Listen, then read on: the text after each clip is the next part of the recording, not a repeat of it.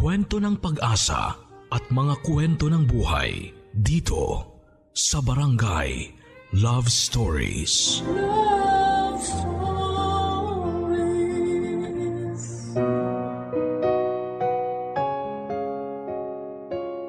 Ang sabi nila, you can't be friends with your ex. Pero para sa iba, mas mabuti nang maging kaibigan ng taong dati mong minahal kesa hayaan siyang mawala at tuluyang lumayo sa buhay mo. Sign daw ito ng pagiging mature kung saan ay tanggap ninyong pareho ang katotohanan ng hindi talaga kayo ang para sa isa't isa. Ganito ang nangyari mismo sa ating kabarangay ngayong araw na itago na lang natin sa pangalang Kisses, kung saan ang ex-boyfriend niyang si Reese ay nauwi sa pagiging boy best friend niya. Saan hahantong ang pagkakaibigang ito nila Kisses at Reese? Ito ang dapat ninyong abangan sa mga kwento ng pag-ibig, buhay at pag-asa sa nangungunang Barangay Love Stories. Dear Papa Dudut, Philippians chapter 1 verse 29. Your pain has a purpose. Ito po ang isa sa mga paboritong verses ko sa Bible na pinanghahawakan ko pa rin hanggang sa ngayon. Malaki ang naitulong nito sa mga pinagdaanan ko sa buhay, lalong-lalo na sa kwentong ibabahagi ko sa inyo ngayong araw. Bago po ang lahat ay tawagin niyo na lamang po ako sa pangalang Kisses. 23 years old na po ako ngayon at taga Cavite. Sumulat po ako sa inyo dahil gusto ko pong i-share ang story namin ng best friend ko na itago na lang natin sa pangalang Reese. College po kami noon nang magkakilala kami ni Reese. Kaklase ko po siya sa kursong education. Masasabi ko pong ideal guy si Reese. Bukod po kasi sa pagiging mabait at matalino nito, ay may itsura din po siya at makisig ang kanyang pangangatawan. Bonus pa ang nagsiserve siya sa church bilang pianista. Karaniwan nagsisimula ang dalawang tao bilang magkaibigan bago sila pumasok sa isang relasyon. Pero kami po ni Reese ay nagsimula kami bilang magkasintahan bago naging matalik na magkaibigan. First year college kami noon at kasagsagan ng midterms. Nang magtapat sa akin si Reese na may gusto siya sa akin. Nang mga panahon na yon, Papa Dudut, ay may feelings na rin po akong nararamdaman para sa kanya. Kaya matapos ang 3 buwan na panliligaw ay tinanggap ko siya bilang boyfriend. Ang problema nga lang ay masyado pa kaming bata noon. Immature pa kami kung mag-isip at bawat bagay na ginagawa namin ay nauuwi sa selosan. Kaya naman short-lived lang ang naging relasyon naming dalawa.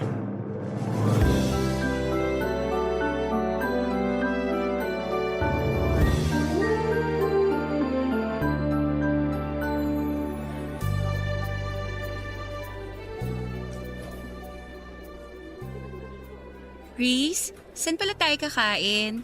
Sa cafeteria na lang tayo siguro kumain. Bakit? Gusto mo bang lumabas? Kahit doon na lang tayo sa cafeteria. Nakakatamad din lumabas, ang init kaya. Tsaka kailangan nating pumasok na maaga sa next class natin. Di pa ako nakakapag-review para sa oral recitation mamaya. Oo nga no, may oral pala tayo mamaya. May kopya ka ba ng lesson natin kahapon? Meron, nasa flash drive ko. Gusto mo mag-review na lang tayo habang kumakain? O sige, mas mabuti pa yon. Ah, nga pala. Hindi ako makakasabay pag-uwi mamaya. Bakit? Nag-aya sila Eric eh. Birthday daw ng kapatid niya. Magiinom kayo? Magiinom sila, ako hindi. Marami pa akong gagawin mamayang gabi. Sige, enjoy kayo. Basta walang inom ha. Ako rin, late din naman ako makakauwi eh. Bakit? Anong gagawin mo? Nagpapasama si Jake, may ilalaka daw na papers. May kailangang ipapirma sa mga prof at kay Dean. Jake? Bakit? Di niya ba kayang gawin yung mag-isa? Kilala mo naman si Jake? Sobrang mahiyain na tao nun. Tsaka takot siya kay Dean. Alam mo naman si Dean, tingin pa lang, akala mo nangangain ng tao. Lagi na lang nagpapasama sa iyo yung Jake na yan ah. Wala ba siyang ibang kaibigan? Baka mamaya pinopormahan ka na pala nun ah. Grabe ka naman mag-isip. Nagpapatulong lang naman yung tao. Nagpapatulong daw. Sabihin mo, may ibang motibo yan Jake na yan. OA ka ha? Alam naman niyang may boyfriend ako. Yun na nga eh. Alam niyang may boyfriend ka na tapos lapit pa siya ng lapit sa'yo. Nagsiselos ka ba? Harmless naman si Jake eh. Ikaw talaga sobrang malisyoso mo. Huwag mo na siyang samahan. Bakit naman? Nag-promise na ako sa kanya. Di sabihin mo busy ka o kaya may emergency, ganun. Di ka na naawa sa tao. Magpapapirma lang naman eh. Ang dali-daling magpapirma eh. Mabigat ba yung papel? Kailangan talaga may kasama siya? Riz, ayan ka na naman ha? Nagsisimula ka na naman. Nagsisimula ng ano? So ayaw mo? Mas gusto mong samahan si Jake? Bakit ba ayaw mo kay Jake? Ano, pagbabawalan mo na akong sumama sa mga kaibigan ko ngayon? Hindi kita pinagbabawalan. Sinasabi ko lang na ayaw kong dumikit-dikit ka dun sa Jake na yon. Kung sasama ka sa mga kaibigan mong babae, yon, walang problema sa akin yun. Alam mo, sumusobra na yung pagiging siloso mo eh. Insecure ka ba sa sarili mo at lahat na lang ng tao pinagseselosan mo? O sige, kung gusto mo, di dun ka na sa Jake na yon. Mas importante pala yung taong yun kaysa sa akin eh. Riz, kaibigan ko lang si Jake. Sasamahan ko lang siyang magpapirma. Hindi naman tayo lalabas mamaya, di ba? Saka sabi mo pupunta ka kina Eric. Pinagbawalan ba kita? Hindi naman, di ba? Oh, bakit nadami si Eric dito? Ang sinasabi ko lang, hindi ako naghihigpit sa'yo. Okay lang sa akin kung sino mga kasama mo. Mag-inom ka, gumala ka. Walang problema sa akin. Sana ganun ka rin sa akin. Bahala ka nga. Doon ka na sa Jake mo. Napakasimpleng bagay ng hinihiling ko, di mo magawa? My gosh, Riz, para kang bata. Di ako na bata. Nawalan na ako ng gana kumain. Oh, ayan. Yan yung flash drive. Mag-review ka mag-isa. Pasama ka doon kay Jake. Riz naman! Oy! Saan ka pupunta? Sa library. Magpapalamig.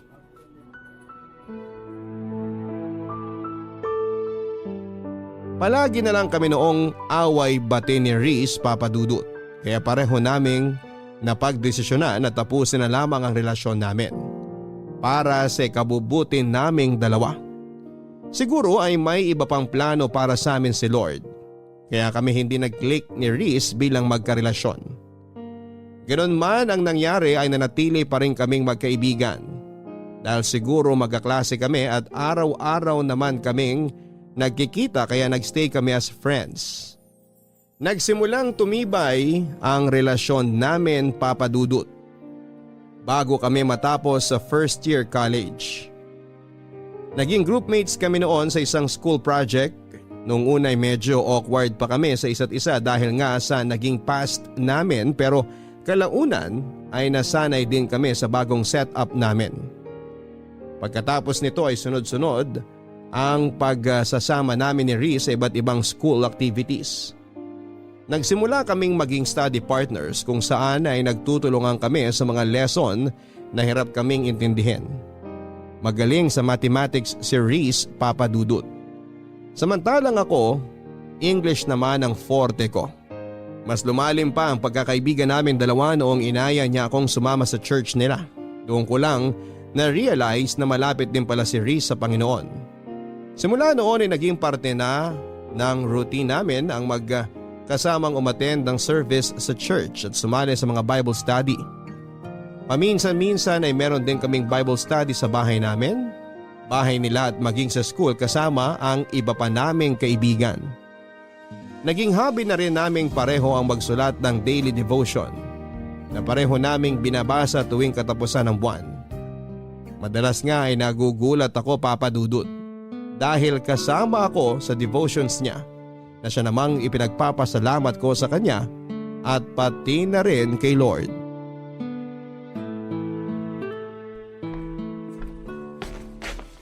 Oh, eto na yung pinakahihintay mo. Malalapag ko na. Mainit-init pa. Ano yan? Kwek-kwek. Kwek-kwek? Pero blue? Wala kaming food coloring dito sa bahay. Akala ko kasi automatic na nagiging orange kapag naluto na yung kwek-kwek. Di ko naman alam na kailangan palang kulayan yan. Di tuloy ako nakabili nung namalengke ako. Pero in fairness, okay na rin to para kakaiba. Kwek-kwek mo blue. Uy, nag-effort ako para dyan kaya hindi libre lait. Dapat nga bawal lait ikaw tong pinapakain. Grabe ka. Last month ako ang nagluto ng merienda natin At next month ikaw ulit ang taya Sige, hahainan din kita ng kakaibang pagkain. Abangan ko yan Ano? Simula na tayo? Ikaw na mauna, total ikaw ang host ngayon. Okay. Nasaan ba yung notebook ko? Ayun. Okay. Blessed are the eyes that see what you see. Luke chapter 10, verse 23. Naalala mo pa ba yung quiz natin kay Prof. Martinez? Alin? Yung napagalitan ka? Oo yun. Kaya ako napagalitan kasi inulit ko yung tanong from 1 to 5. Hindi ka raw kasi nakikinig. Hindi ako nakikinig. Pinaulit ko yung tanong para kay Jake. Si Jake? Bakit? Magkatabi kasi kami ni Jake nung time na yun. Tapos nasa kalagitnaan na tayo ng quiz nung mapansin ko si Jake na may hinahanap sa bag niya. Yun pala wala siyang ballpen. Kaya yun, pinahiram ko siya. Tapos pinaulit ko kay Prof yung questions para makahabol siya. Sabi sa'yo sobrang mahiyain talaga si Jake. Pati paghiram ng ballpen nahihiya. Kung hindi ko siya nakita, malamang bagsak na yun sa quiz. Kaya dapat, thankful tayo kay Lord kasi binigyan niya tayo ng mata. Kailangan gamitin natin tong instrument para tingnan kung sino yung mga taong nangangailangan ng tulong. Huwag tayo magbulag-bulagan. Amen to that. Ayun. O ikaw naman. Ito, favorite ko to Isaiah chapter 43 verse 19. Behold, I am doing a new thing. Sakto tong verse na to sa ginagawa natin ngayon. Itong paggawa ng daily devotions, bago sa routine ko to, sa totoo lang. Ito yung new thing sa buhay ko ngayon at hindi ko ine-expect na may enjoy ko tong bagong hobby natin na to. Kaya thankful ako sa'yo, Reese. Kasi kung hindi dahil sa'yo, hindi ako mapapalapit kay Lord. Dahil dito sa ginagawa natin, mas lumalawak ang pangunawa ko sa mga bagay-bagay. Mas humahaba ang pasensya ko, nag-iiba ang pagtingin ko sa mga nasa paligid ko. Para bang nag-i-improve ako as a person. Kaya salamat talaga sa'yo. Walang anuman. Masaya ako malamang masaya ka. At dahil dyan, meron din akong isa para sa'yo.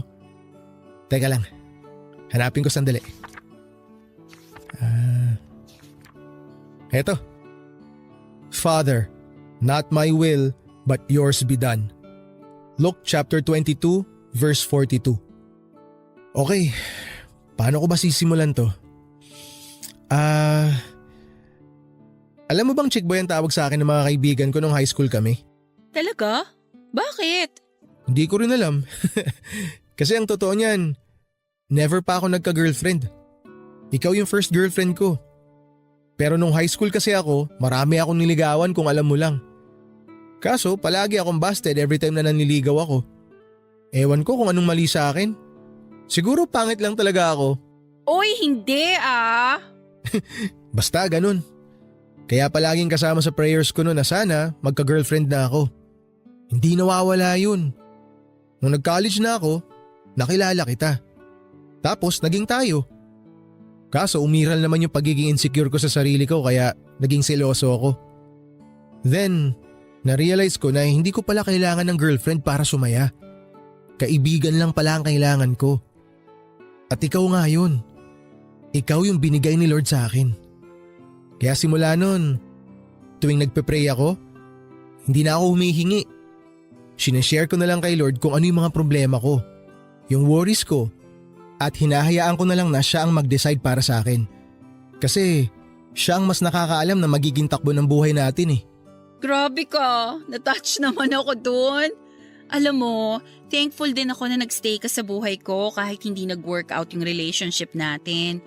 Siguro nga meant to be as friends talaga tayo at hindi lovers. Mas nagkiklik tayo bilang best friends At siguro, yun ang plano ni Lord sa ating dalawa. Siguro nga. Kaya araw-araw kitang ipinagpapasalamat sa kanya. Ako rin. Oh, walang iiyak Hindi to drama-rama sa hapon. Ikaw kasi. O, tikman mo na muna kaya tong kwek-kwek na niluto ko bago tayo magpatuloy. Amin na nga yung tinidor.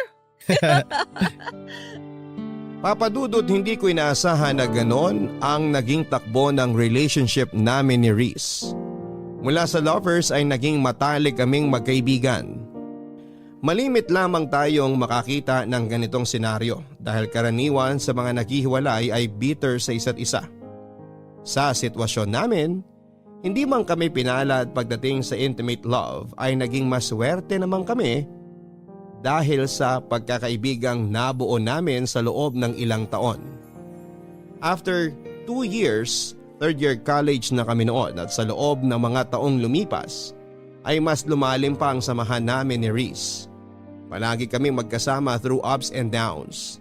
Naging sandalan namin ang isa't isa tuwing sinusubo kami ng panahon. At number 1 supporter rin namin ang bawat isa sa mga success na natatanggap namin. Parang kapatid na nga ang naging turing ko kay Reese na naging protector ko sa mga taong nakapaligid sa akin. Pero papadudot hanggat tayo'y humihinga ay hindi tayo nauubusan ng pagsubok sa buhay. Dumating ang araw kung saan ay sinubok ang tatag ng loob ko at pananalig sa Diyos. Nangyari ang isa sa mga bagay na pinakatatakutan ko nang matanggap ko ang balita na inatake sa puso ang papa ko na noon ay nagtatrabaho sa ibang bansa. Papadudot, malaki ang pasasalamat ko kay Lord dahil hindi niya pinabayaan ng papa ko sa abroad. Na-survive ni Papa ang pinagdaanan niya pero dahil sa nangyari ay naapektuhan ng malala ang kalusugan nito. Kinailangan niyang umuwi sa Pilipinas para mabantayan namin siya ng maayos. At dahil nga sa pagkawala ng trabaho na inaasahan naming breadwinner sa pamilya ay kinailangan ko pong isakripisyo ang pag-aaral ko para makatulong sa aking mga magulang. Mapalad naman po ako at mabilis akong nakahanap ng trabaho bilang reservation officer sa isang travel agency. Sobrang bilis ng mga pangyayari sa punto ng buhay kong yon, papadudod. Sa isang iglap ay maraming nabago sa pamilya namin. Sa mga susunod na problemang dumating sa amin ay aminado akong nawala sa isipan ko si Reese. Sa sobrang busy ko sa trabaho noon at sa pagbabantay sa kalusugan ni Papa, ay napabayaan ko po ang pagkakaibigan naming dalawa. Hindi ko siya na-update sa mga pangyayari sa buhay ko at eto ang isa sa mga dahilan kung bakit siya nagkaroon ng tampo sa akin. Saka na lang nalaman ni Reese ang mga pinagdaanan ko noong malaman niyang hindi na pala ako nag-enroll para sa second semester. Masyado na kasi noong mabigat ang family problem namin kaya naisipan kong wag nang idamay pa roon si Reese. Kung problema lang sana ito sa school o mga bagay na madali lang solusyonan, ay naibahagi ko na ito sa kaibigan ko. Pero dahil personal ko itong problema at ng pamilya namin, ay minabuti kong solohin na lamang ito. Nagtampo sa akin noon si Reese dahil pakiramdam niya ay kinalimutan ko na siya at binaliwala ko na lamang basta ang friendship namin. Agad ko naman pong inayos ang gusot sa pagitan namin dahil ayoko rin namang masira ang samahan naming dalawa. Reese! Oh, Kisses! Anong ginagawa mo rito?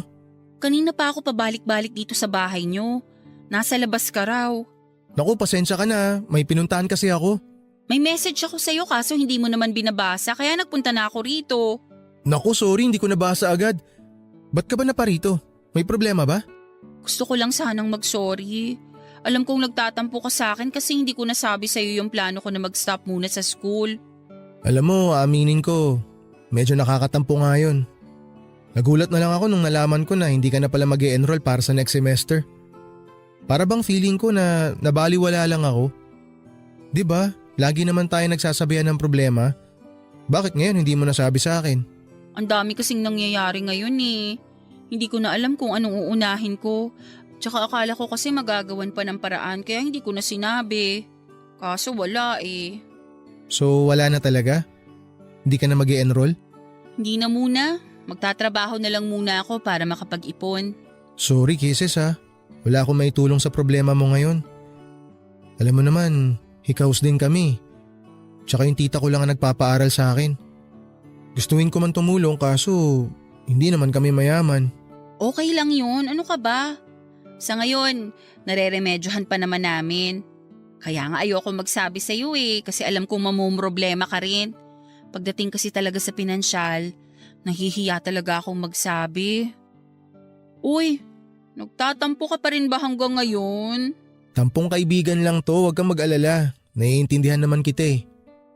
Pero teka, kumusta na pala papa mo? Okay naman na siya. Hindi nga lang pwedeng magpagod. Tsaka nadagdagan na naman yung maintenance niya.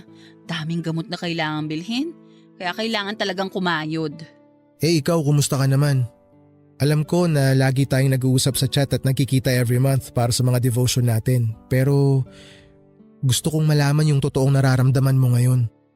Huwag kang maglihim sa akin, okay? Mas lalo ako magtatampo sa'yo. Sa totoo lang, medyo nalulungkot ako kasi nga syempre, hindi muna ako makakapasok sa school. Ibig sabihin nun, mapag-iiwanan ako. Hindi na tayo sabay makakapagtapos.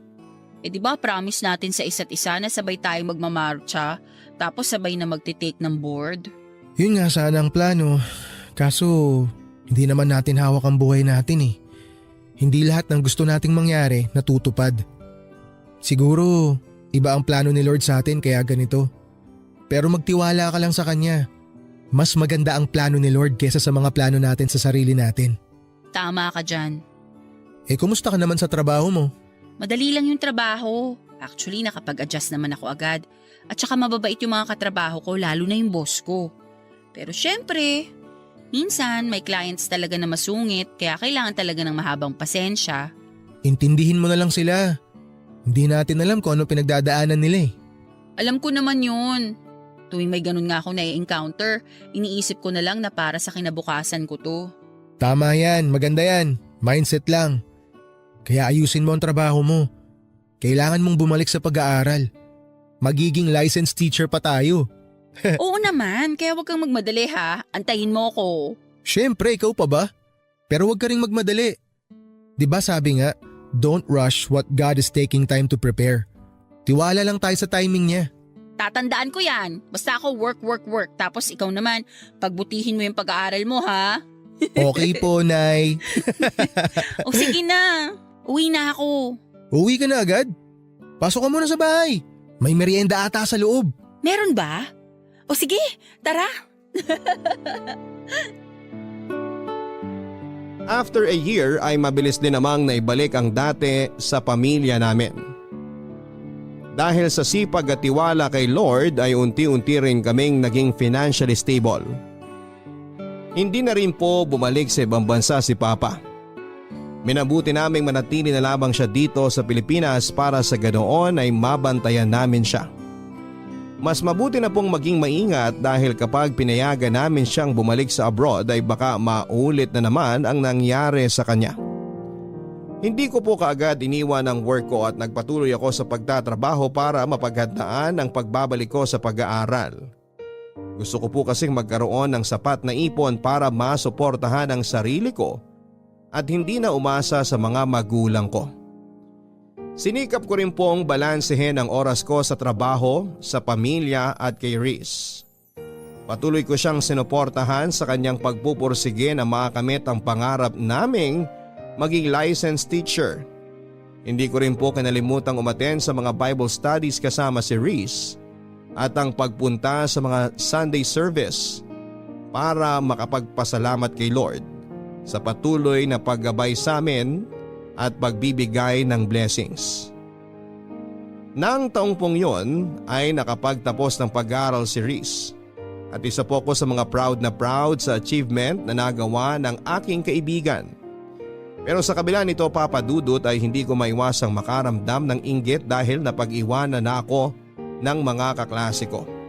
Pareho naming pinangarap ni Riz na makapagtapos at sabay na ipagmayabang sa mundo ang diplomang matatanggap namin. Pero dahil sa mga hindi magagandang bagay na nangyari sa buhay ko ay hindi ko na ito magagawa pa kasama ang best friend ko. Gayunpaman ay ipinakita ko kay Riz ang buong suporta ko sa kanya sa panibagong yugto ng buhay na kanyang tatahakin.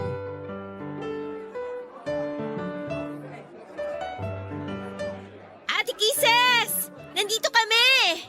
Uy, Jenica! Kanina ko pa kayo hinahanap, nandito lang pala kayo. Ang daming tao, grabe. Di mo na naabutan pagkuha ni Kuya sa diploma niya. Kaka-out ko lang kasi sa trabaho tapos bumili pa ako ng regalo. Kaya nga ako laging nagpapasend sa'yo ng pictures para kahit papaano makita ko yung reaction niya during graduation. Madami akong sinend sa'yo. Oo nga salamat. Nakasave na lahat sa phone ko. Teka, nasa na ba siya? Nagpapapicture pa yata sa mga kaklase nyo.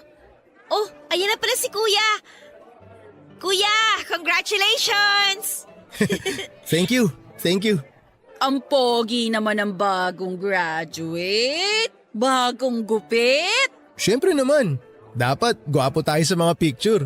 Talagang pinaghandaan Ito yung matagal na nating hinihintay. Oo nga, sa wakas abot kamay mo na rin ang pangarap mo. Hindi pa, may board exam pa tayo. Pero at least natapos mo na yung first step. Lisensya na lang ang kulang. Alam mo, naiinggit ako sa inyo kasi tapos na kayo samantalang ako. On hold pa lang ang future ko. Hanggang ngayon ba yan pa rin ang nararamdaman mo? Hindi ka naman napag-iiwanan Isipin mo na lang na nakabreak ka lang. Tsaka hindi naman karera ang buhay. Hindi to pabilisan. Nakakalungkot nga kasi marami sa atin na masyado nagmamadali sa buhay. Minsan nakakalimutan na nilang i-enjoy yung moment. Hindi ko rin naman kasi maiwasang makaramdam ng inggit Parang ngayon, ang sarap sana sa feeling kung nakasuot rin ako ng toga. Ang saya sana kung kasama ako sa class picture nyo, na may pangalan din ako sa yearbook. Siyempre, kayo yung mga nakasama ko nung journey ko sa pagiging teacher ko. Kaya nalulungkot lang ako na hindi ko kayo makakasabay. Ano ka ba? Walang expiration date ang pag-aaral. Pwede ka naman bumalik sa school anytime Makukuha mo pa rin yung diploma mo. Magiging teacher ka rin balang araw. Makakamit mo yung pangarap mo basta magpursige ka lang. Huwag kang panghinaan ng loob. Mas proud nga ako sa iyo kasi nakakatulong ka na sa pamilya mo kahit hindi ka pa-graduate. At sure ako pati mga magulang mo proud na proud din sa'yo. Salamat Ay nako, nagdrama pa ako. Ngayon pa talaga na dapat happy lang kasi moment mo to. Bida-bida talaga ako minsan no? Anong minsan? Madalas. Ay talaga ba? Biro lang. Sige, di ko nabibigay tong gift mo.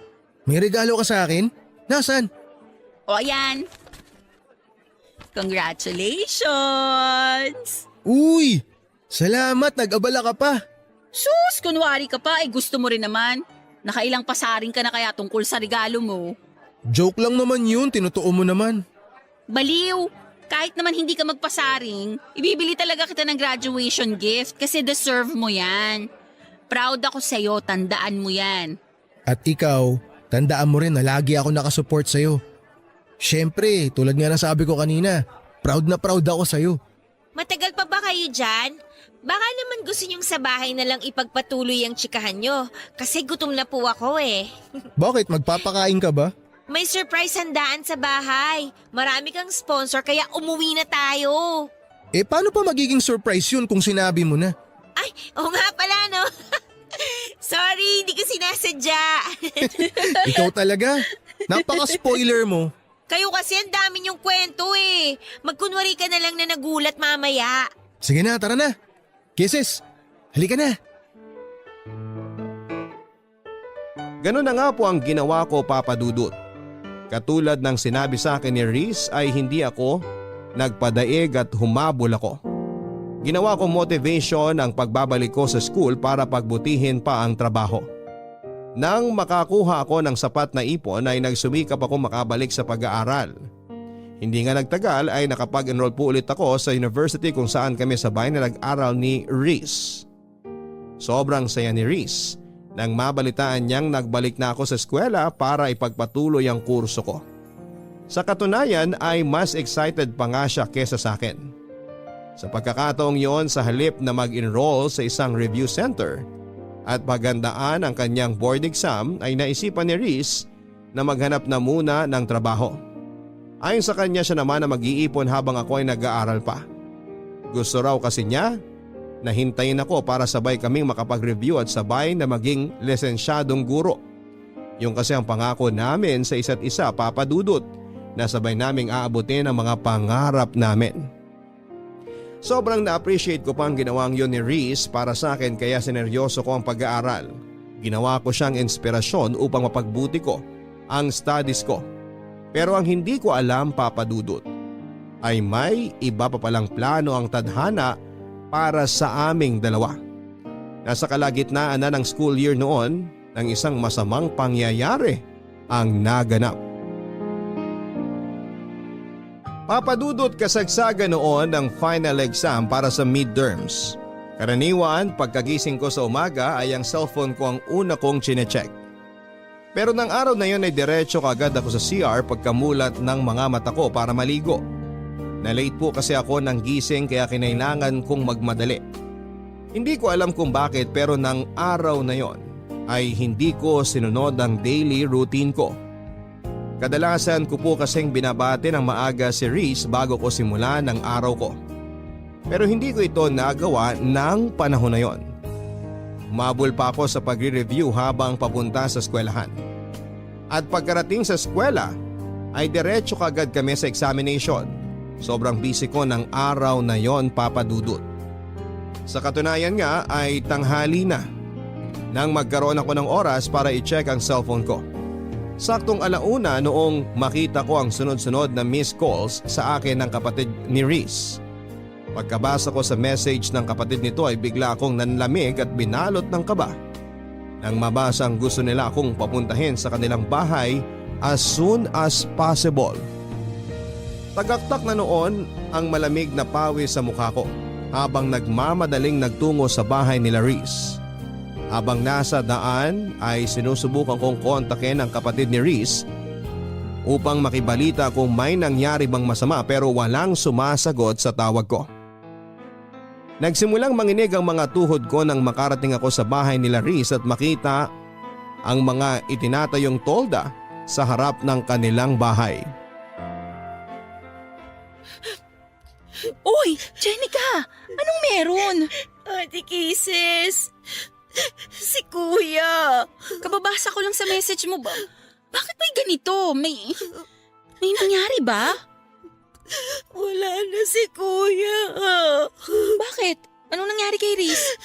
Nasaan ang kuya mo? Wala na si Kuya, ate. Anong wala na? Linawin mo nga, Jenica. Anong nangyari kay Reese? Patay na si Kuya. Wala na siya, Ate Kisses. Pagkagising namin kaninang umaga, hindi na siya humihinga. Hindi pwede to. Hindi totoo yan. Kausap ko lang siya kagabi eh. Magkausap pa kami kagabi. Lahat kami nagulat din, ate. Hindi namin inaasahan na ganito yung mangyayari. Ano bang nangyari? Bakit hindi na siya nagising? Inatake raw sa puso habang natutulog. Ate, ang hirap tanggapin na wala na ang kuya ko. Inatake sa puso? Eh ang lusog-lusog ng tao? Bakit siya atakihin sa puso? Ang bata pa niya. Hindi nga rin namin alam kung paano nangyari yun eh. Alam naman natin kung gaano kaalaga si kuya sa katawan niya. Nasaan na siya ngayon?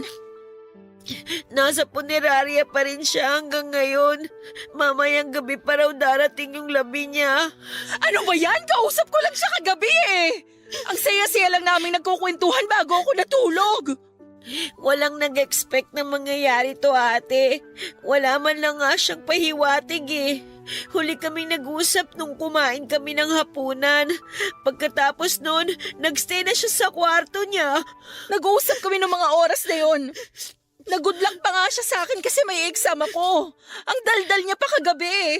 Ang dami niyang gustong pag-usapan. Alam ko na ginawa ko? Pinatulog ko siya. Kako gabi na't may exam pa ako kinabukasan. Tsaka may work din siya kaya maaga ako nagpaalam sa kanya. Nangulit pa nga siya eh. Ayaw niya akong tigilan. Kung alam ko lang sana na yun pala yung huli naming pag-uusap. Hindi ko lang sana siya pinilit matulog. Sana nakipagpuyatan na lang ako sa kanya. Ganyan naman tayo lagi eh. Sa sobrang kampante natin sa buhay natin, nakakalimutan nating hiram lang pala natin to. Ang dami ko rin pagsisisi. Sobra. Sabi pa nga niya, ililibre niya ako pagkatapos ng exam ko kasi alam niyang hell week ko ngayon. Yun pala, mas malala pa to sa hell week ko. Nakwento rin niya sa akin yan.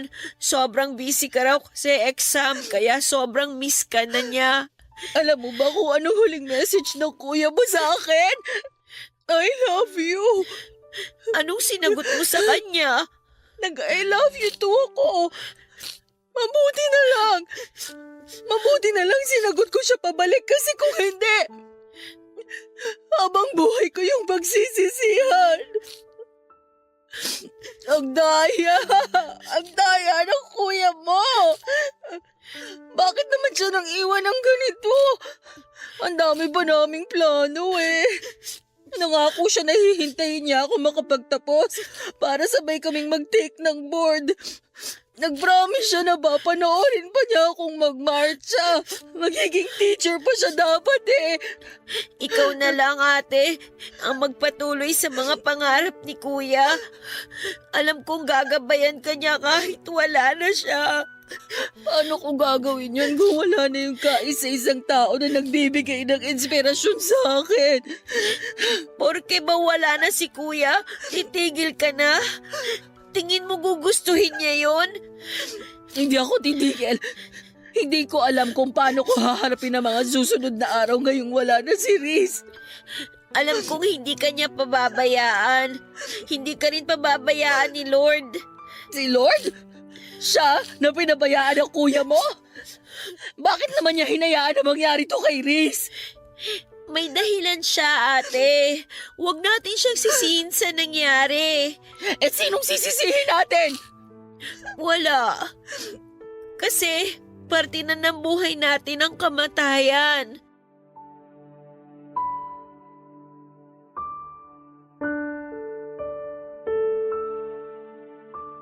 Papadudot habang nilalapitan ko, ang kabaong ni Riz ay parang pelikula na nag-flashback sa isipan ko ang mga ala-ala naming dalawa.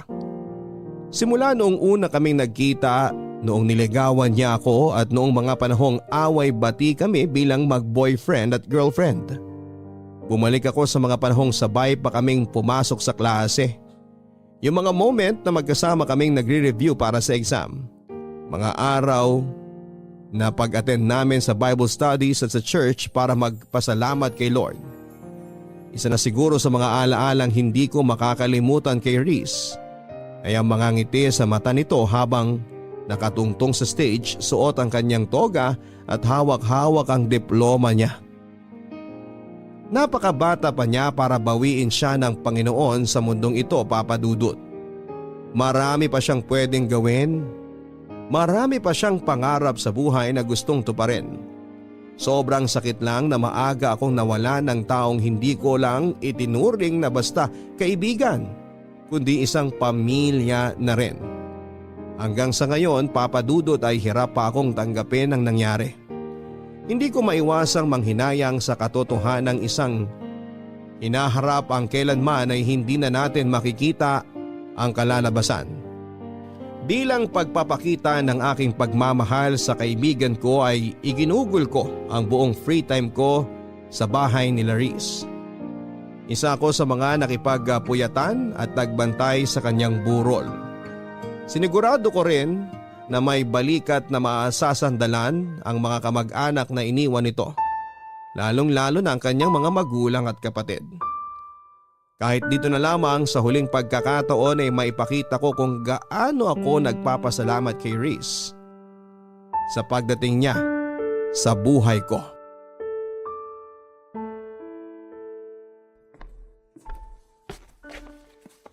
Oh, Ate Kisses, gising ka na pala. Pasensya na, nakatulog ako. Hindi ko na namalayan. Okay lang. Kailangan mo ring magpahinga.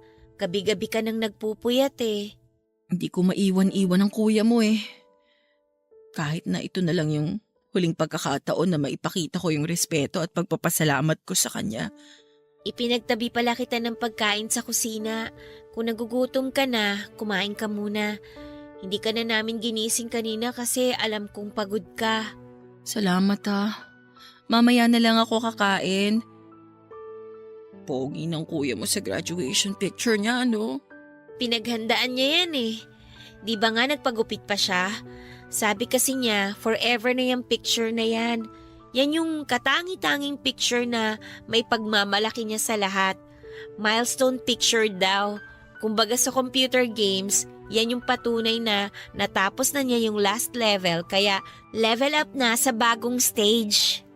Tapos magagamit lang pala para sa burol niya. Nang saklap. Ganda ng mga ngiti niya, oh.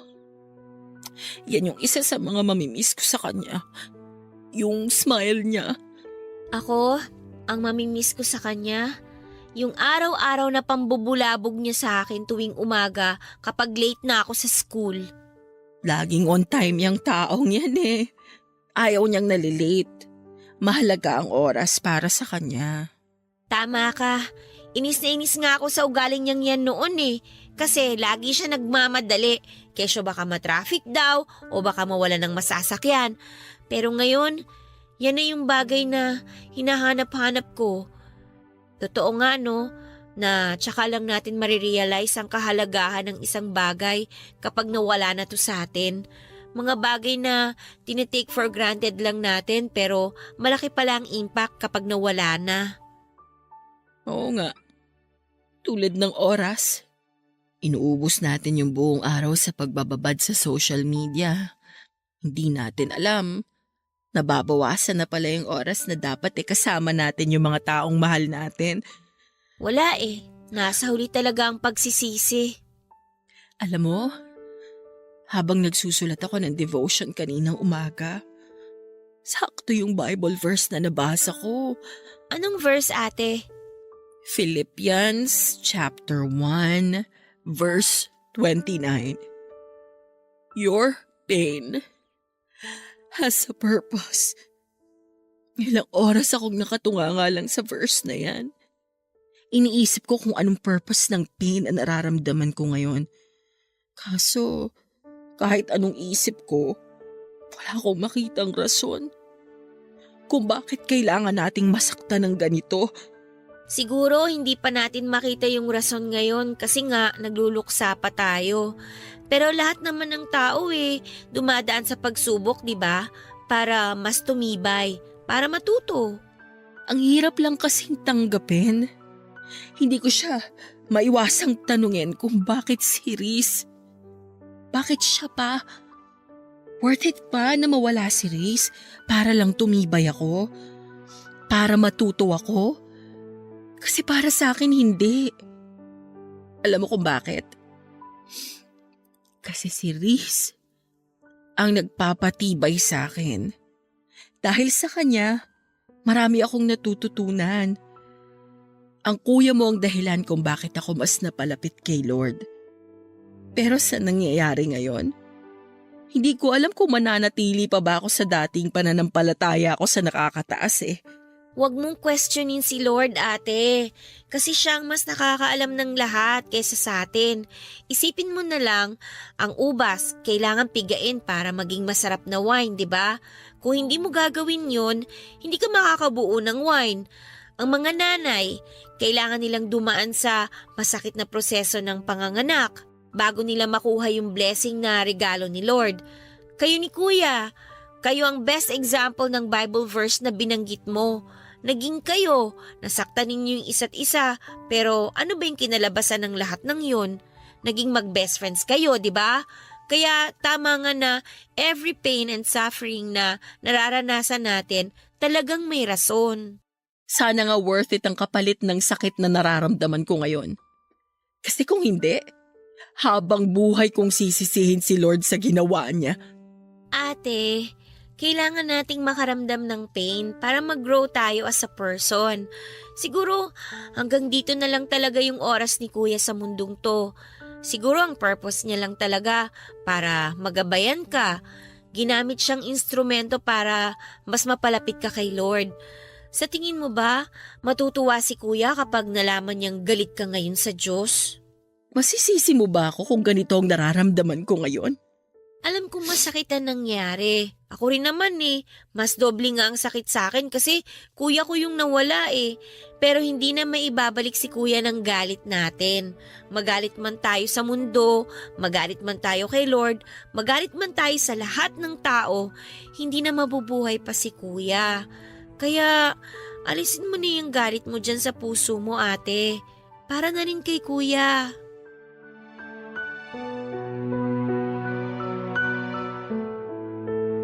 Mahigit 1 linggo rin po naming pinaglamayan ng mga labi ni Riz bago siya inilibing sa kanyang huling hantungan. Aaminin ko po sa inyo, Papa Dudut, na noong mga panahong yon ay nawalan ako ng ganang mag-aral. Hirap ako mag-focus sa klase at para bang nawala na ako ng inspirasyon para magpatuloy. Sa loob ng mahigit 1 buwan ay pinagdaanan ko ang tinatawag na 5 stages of grief and denial. Anger, bargaining, depression, and acceptance. Aaminin ko po na nagalit ako sa nangyari kay Riz. Nagalit ako kay Lord kung bakit gano'n na lamang ang naging desisyon niya. Question ko siya kung bakit dahil hindi ko po talaga maintindihan na ang isang matalino, mabait at malusog na tulad ni Riz ay bigla na lamang mawawala. Sa mga panahong yon na lugmok ako, Papa Dudut, ay lumayo ang loob ko sa Panginoon. Aminado ako na dahil sa nangyari ay nawala na ang pananampalataya ko kay Lord. Papa Dudut, sa 5 stages of grief na nabanggit, ang pinakamahirap na siguro ay ang depression stage. Akala ko noon ay unti-unti ko nang natatanggap na wala na si Riz, pero dumating talaga ang mga moments, lalo na kapag nag-iisa ako at bumabalik sa alaala ko si Riz. Doon muling bumabalik ang sakit, Papa Dudut. Mugto na noon ang mga mata ko sa gabi-gabing pag-iyak. Isa sa mga naging coping mechanism ko ay ang pag-inom ng alak. Pagkatapos ng klase ay nagiinom ako para lamang makalimutan ang nangyari. Para mabawasan ang sakit. Ito ang naging dahilan, Papa Dudut, kung bakit muntik nang masira ang pag-aaral ko. Kung nabubuhay lang sana si Riz noong mga panahong pinababayaan ko ang sarili ko, ay alam kong hindi niya magugustuhan ang nakikita niya. Paniguradong pagagalitan niya ako katulad ng lagi niyang ginagawa tuwing napapansin itong nawawalan na ako ng pag-asa. Lagi niyang sinasabi noon na kapag dumating ako sa puntong tila ba wala nang sagot ang problema ko at wala nang taong matatakbuhan ay lumapit lamang ako kay Lord. Pero sa pagkakataong yon, Papa Dudut, ay hindi po ako noon handang lumapit sa Diyos. Dahil nagtatampo pa ako sa nangyari kay Riz. Hanggang isang gabi ay dinalaw ako ni Riz sa panaginip ko. Masaya siya. Ang kislap sa mga mata nito ay katulad ng mga ngiti niya noong nag-graduate siya sa college. Kinausap niya ako sa panaginip ko, Papa Dudut, at sinabing kailangan kong magpatuloy. Kailangan kong magpakatatag. Hindi lang para sa sarili at pamilya, kung hindi para sa mga pangarap naming dalawa. Nangako siyang patuloy niya akong sosuportahan at i-guide sa bawat hakbang na gagawin kahit na wala na siya sa tabi ko. Nagising akong luhaan at mabigat ang dibdib at mabilis akong nag-usal ng panalangin at nagpasalamat na sa kahit huling pagkakataon ay muli kong nakausap si Riz. Nang araw din na yun ay nagtungo ako sa church namin at doon ay bukas palad akong sinalubong ng church pastor namin na si Pastor Domingo.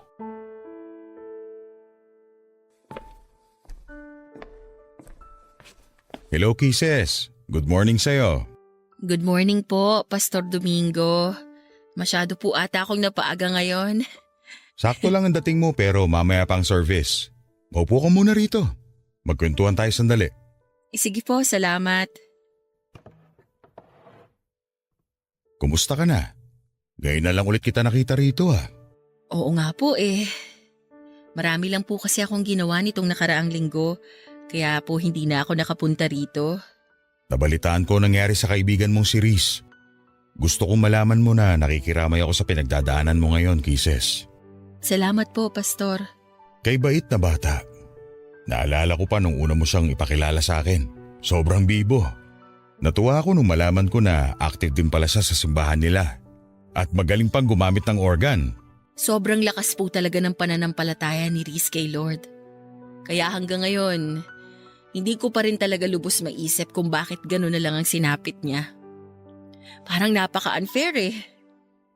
Kung sino pa yung mabait, yung taong marami sanang maiaambag sa lipunan, yung taong maraming natutulungan, sila pa yung unang binabawi sa atin. Bakit hindi kunin ng Diyos yung mga kriminal, yung mga mamamatay tao dyan? Dapat kinuha niya yung mga taong hindi takot gumawa ng kasalanan kasi sila ang dahilan kung bakit sobrang dumi ng mundo. Walang pinipili ang kamatayan, Kisses. Pero sa tanong mo kung bakit nauunang mawala mga taong mababait, ito ang sagot ko dyan. Kasi maaga silang namulat. Marami na silang kabutihang nagawa sa puntong wala na silang kailangan pang patunayan sa Diyos. Kumbaga, tapos na yung journey nila. Hindi ko po kayo maintindihan. Sabihin nating may tanim kang kamatis. Alin sa mga bunga nitong unang pipitasin mo? Siyempre yung hinog, di ba? Kasi dumating na sila sa oras na kailangan na silang pitasin. Yung mga may iwan, sila yung kailangan pa ng panahon para lumaki na maayos. Ang ibig niyo bang sabihin, kaya naiiwan ng mga masasamang tao dahil deserve nilang mabuhay ng mas matagal?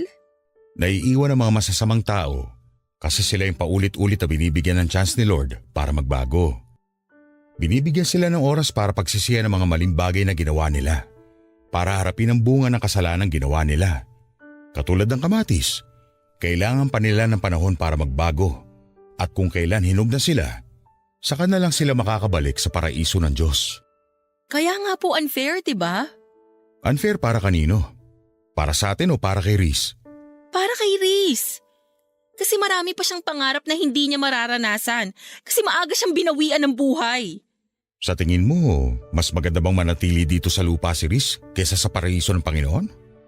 Hindi ko po alam. Huwag ka malungkot dahil wala na si Reese. Ituring mo siya na mapalad dahil nasa langit na siya kasama ang Panginoon. Hindi niya na kailangan pa mag-suffer sa mundong ito na puno ng kasalanan. Magdiwang ka kasi nasa paraiso na siya, ang lugar na may panghabang buhay na kapayapaan. Sobrang miss ko na po talaga siya, Pastor. Gamitin mo ang mga alaala niya para magpatuloy. Mahirap ang mawala ng mahal sa buhay. Pero once na tinanggap mo na ang katotohanan ng nasa masayang lugar ng kaibigan mo, sigurado akong hindi na sakit ang magiging dulot ng mga alaala niya, kundi saya at pasasalamat na kahit sa maikling pagkakataon ay nagkakilala kayong dalawa. Lagi ko po yung tatandaan. Marami pong salamat, Pastor. Walang anuman. Gusto mo bang maging Bible reader sa susunod na linggo? Sige po. Pwede po ba? Oo naman, pwede. O siya, maiwan na kita rito ha. Kailangan ko pa mag-prepare para sa service natin. Maraming salamat po ulit, Pastor. Huwag mong hayaang sirain ang nararamdaman mo ang pananampalataya mo sa Diyos. Malalampasan mo rin lahat to. Magtiwala ka sa Kanya. Papadudot, muli akong nabigyan ng pag-asa nang makausap ko si Pastor. Tama ang mga sinabi niya at alam kong yun din ang bagay na sasabihin sa akin ni Reese kung nabubuhay pa siya, Papadudot. Unti-unti nga ay nakatungtong din ako sa acceptance stage. Sa mga sumunod na buwan ay tinanggap din ng sistema ko na wala na talaga si Reese. Mahirap pero kinailangan kong magpatuloy at ginamit kong motivation ang mga pangarap naming dalawa ni Reese. Kasabay nito ay ang muling pagbabalik ng tiwala ko kay Lord. Humingi rin ako ng tawad sa kanya dahil question ko siya. Isang bagay na naging defense mechanism ng mga taong nasasadlak sa buhay. Mag-isa man ay pinagpatuloy ko ang pag-aaral ko, Papadudot. Pinilit kong magpatuloy sa buhay para kay Reese. Alam kong matutuwa siya kapag dumating na ang araw na suot ko na ang aking toga at nagmamarcha sa sarili kong graduation day. Hindi nga nagtagal ay dumating na nga po ang araw na pinakahihintay ko. Natapos ko ang kurso ko at lahat ng paghihirap at sakripisyong ginawa ko ay inalay ko lahat kay Reese.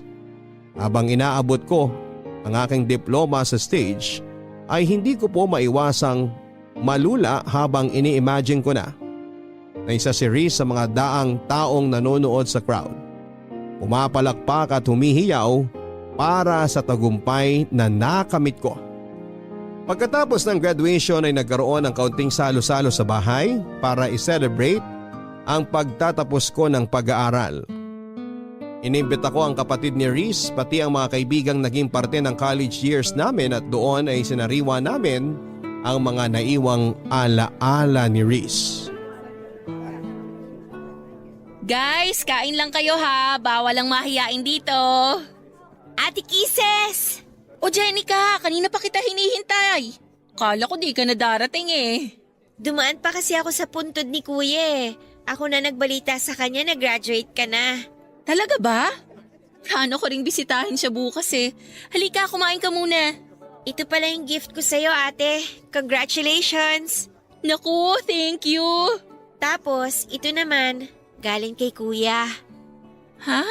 Habang naglilinis kasi ako ng kwarto niya, nakita ko tong notebook sa desk niya. Dito niya sinusulat yung daily devotions niya.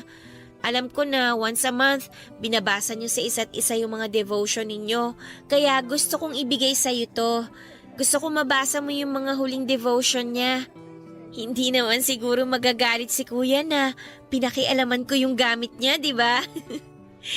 Tsaka, alam ko naman na gusto rin niya na mabasa mo yung mga final devotion niya. Salamat, Jenica ha. Ito na siguro yung pinakamagandang gift na na-receive ko ngayong araw. Kumusta ka naman na, ate? Eto, nagpapatuloy pa rin sa buhay. Tatapusin ko tong pangarap namin ni Reese. Promise ko yan eh. Malapit na! Ilang kembot na lang! Oo nga. Pero mahaba-haba pa to. Kailangan ko pang mag-review para sa board. At kailangan ko pang pumasa para makakuha ng lisensya. Kayang-kaya mo yan, ikaw pa! Oo naman, kakayanin ko to. Pero alam mo, aaminin ko sa'yo. Sobrang miss ko na si Reese. Araw-araw kong pinagpipray na sana dalawin ulit niya ako kahit sa panaginip lang. Sobrang thankful nga ako sa'yo, ate eh. Kasi nandyan ka na nagmahal kay Kuya nung nabubuhay pa siya. At least dahil sa'yo, naging masaya ang buhay niya. Sabi nga nung nabasa kong quote sa Facebook, kapag naging kaibigan mo raw ang ex mo, ibig sabihin nun, hindi tumigil yung pagmamahal mo sa kanya. At totoo naman yun kasi nakita ko kung gaano nyo kamahal ang isa't isa. Wala naman sa label yan eh.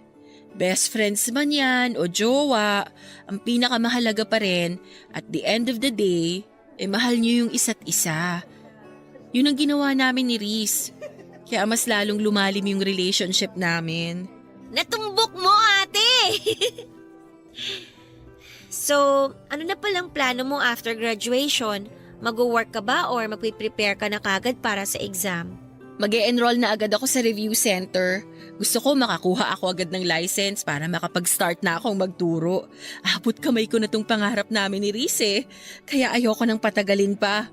Ngayon pa lang, i-congratulate na kita, ate. Good luck sa'yo, ha? Palagi kitang isasama sa prayers ko. Salamat. O sige na, kumain ka na dyan. Magpakabusog ka ha, huwag kang mahiya. Nagluto talaga si mama ng maraming handa para sa araw na to. Maiwan na muna kita dyan ha. Nag-prepare kasi ako ng message eh. Gusto ko magpasalamat bago umalis yung ibang bisita. Sige lang, ate. Huwag mo na ako alalahanin dito. Good afternoon po sa inyong lahat.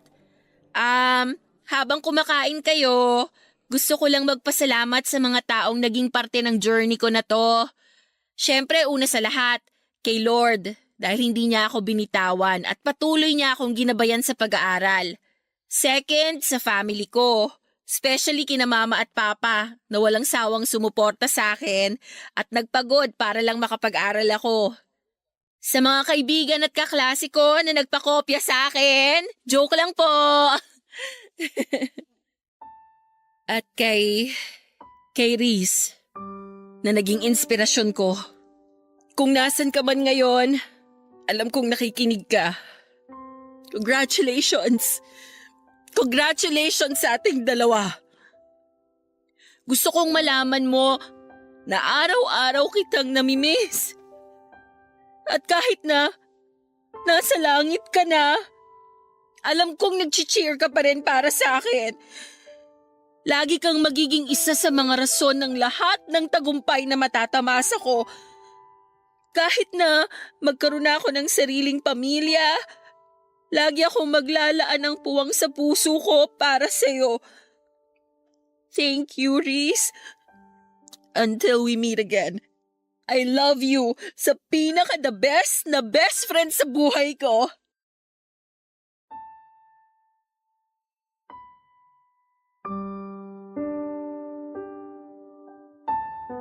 Papadudot, after graduation ay agad ako nag-enroll sa isang review center para makapag-prepare sa LET o Licensure Examination for Teachers. November noong 2019 nang maipasa ko ang board exam.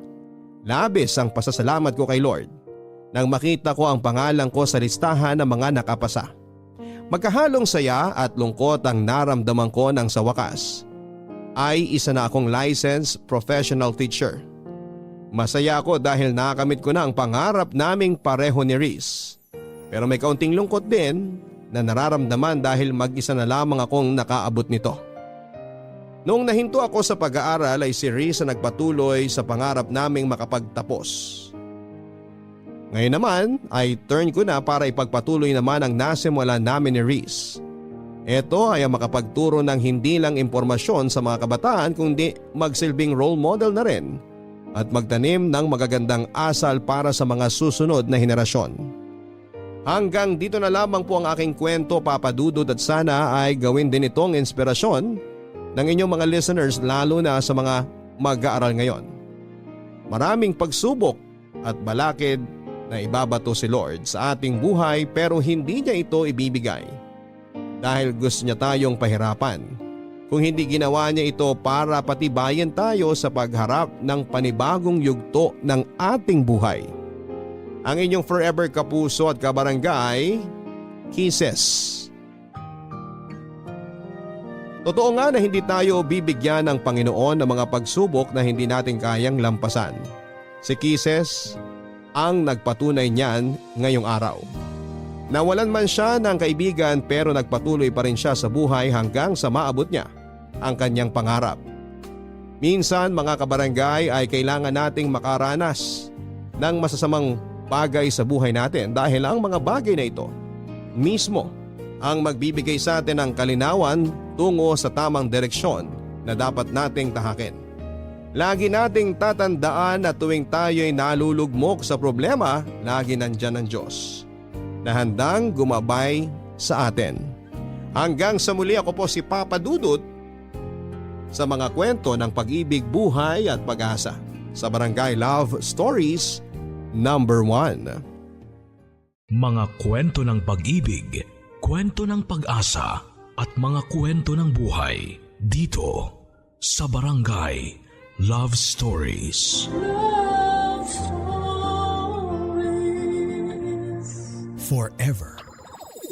Nagustuhan ng iyong napakinggan? Ituloy yan via live stream sa www.gmanetwork.com/radio.